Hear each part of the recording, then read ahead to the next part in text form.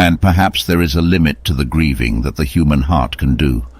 As when one adds salt to a tumbler of water, there comes a point where simply no more will be absorbed. The Little Stranger is a haunting and atmospheric Gothic novel by Sarah Waters set in post-World War II England in the late 1940s. Dr. Faraday, a mild-mannered, middle-aged country physician, is the story's main narrator. He is summoned to Hundreds Hall, an elegant but decaying mansion, to attend to a young maid who has fallen ill.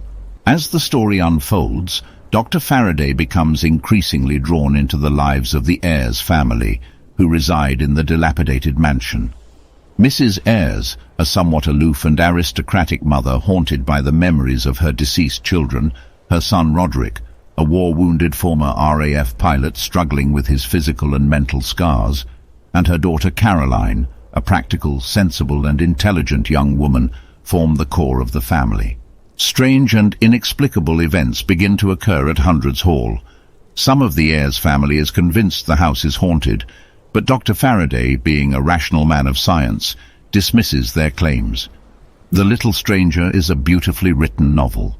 The prose is descriptive but never dull. It is a tad too long, but Waters uses the novel's substantial length to produce characters that feel real. The Little Stranger is not a typical haunted house story full of scares. Instead, it is a novel focused on a declining aristocratic family. This book has some extremely upsetting content, so it is definitely not for everyone. It is also one of those books that you either love or hate. I love it and think that more people should give it a shot. If you enjoy Gothic fiction, consider giving The Little Stranger a chance.